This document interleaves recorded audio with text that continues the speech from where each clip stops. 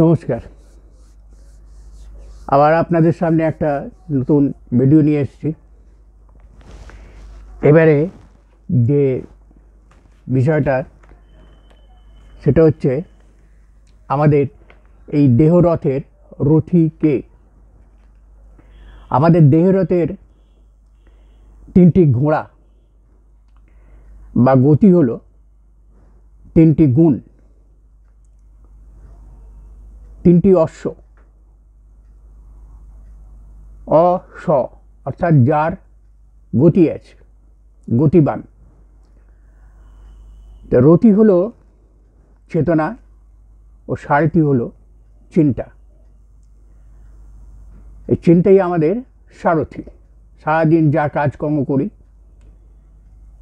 প্রায় সারাদিনে আমাদের ৮০,০০০ মতন চিন্তা আমাদের মনে বা মস্তিষ্কে আসে। তার মধ্যে হয়তো কয়েকটাই আমরা সুচারুভাবে সম্পাদন করতে পারি।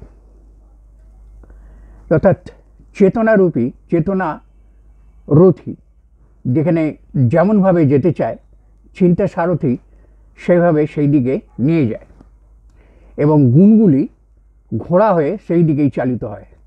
আমাদের চিন্তার উপর সত্য, রজ এবং তমগুণ ভালো মন্দ দুইভাবেই কাজ করে। হয়তো কোনো একটা সৎ সংকল্পের চিন্তা আমরা নিয়েছি, এটা সৎ চিন্তা বা সত্যগুণের চিন্তা।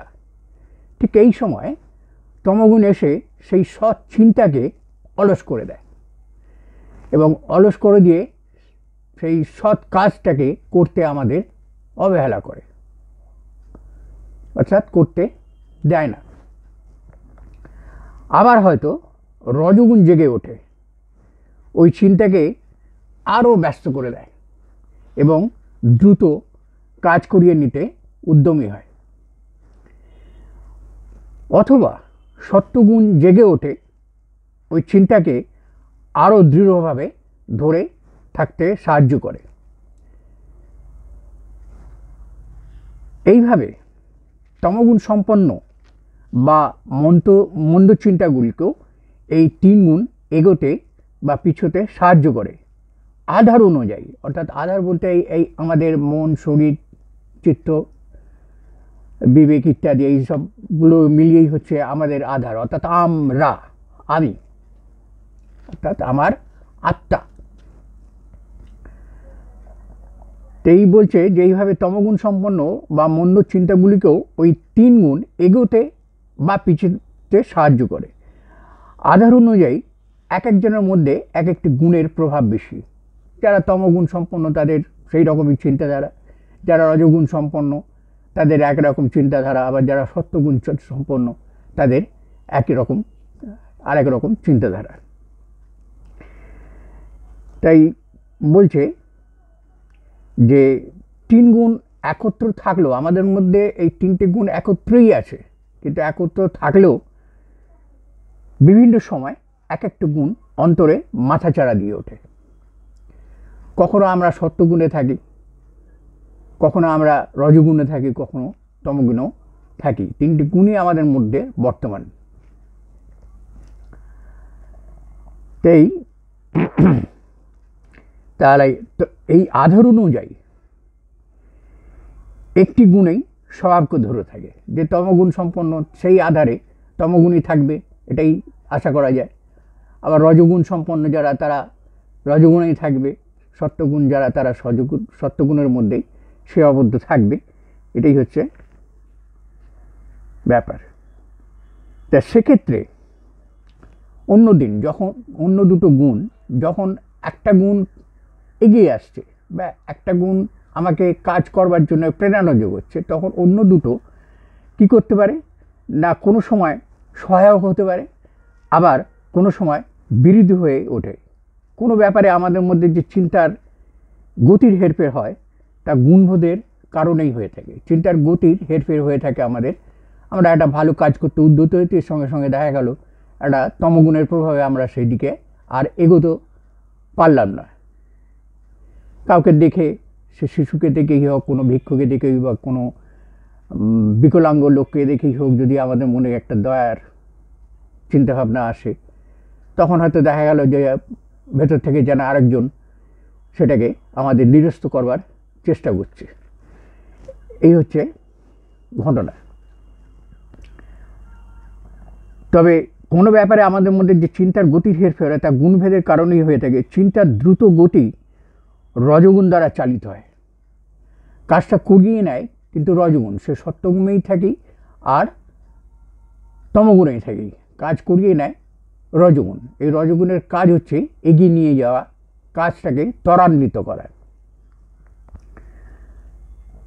চিন্তার দ্রুত গতি রজগুণ দ্বারা চালিত হয়, চিন্তার অলস গতি তমগুণ দ্বারা চালিত হয় এবং চিন্তার ধীর গতি সত্যগুণ দ্বারা চালিত হয়। এইভাবে গুণভেদে চিন্তার গতি চালিত হয়। কখনো যদি চিন্তা অনিয়মিত বা বাঁকা পথে যেতে থাকে, তখন চেতনা অর্থাৎ রথি সক্রিয় ওঠে, যাকে চাবুক ব্যবহার করা বোঝায়।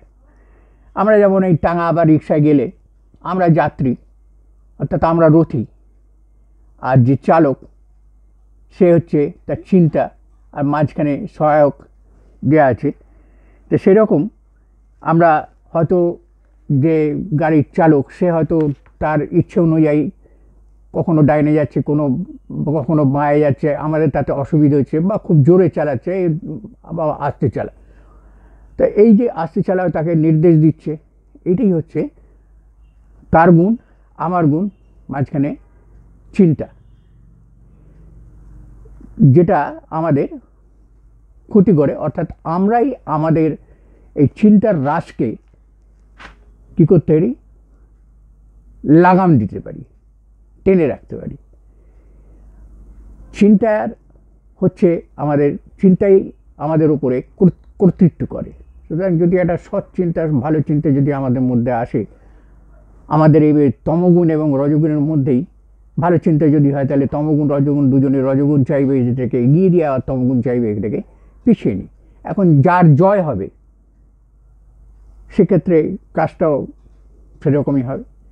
এই হচ্ছে চিন্তার প্রভাব আমাদের শরীরে, অর্থাৎ রথি। এটাই হচ্ছে ব্যাপার। যার টাইটেলটা ছিল কি, এটা ছিল দেহরথের রথি কে। বন্ধুরা সঙ্গে থাকুন, এরকম বিভিন্ন বিষয়, এইরকম চিন্তার সম্পর্কে, শ্বাস, এই নিঃশ্বাস প্রশ্বাস, এই যে কী জিনিস, এক বিরাট যোগ। আমি আজকে চিন্তার সম্পর্কে একটু আধটু আপনাদের সঙ্গে আলোচনা করে নিই। সঙ্গে থাকবেন, ভালো থাকবেন, ভালো রাখবেন। নমস্কার।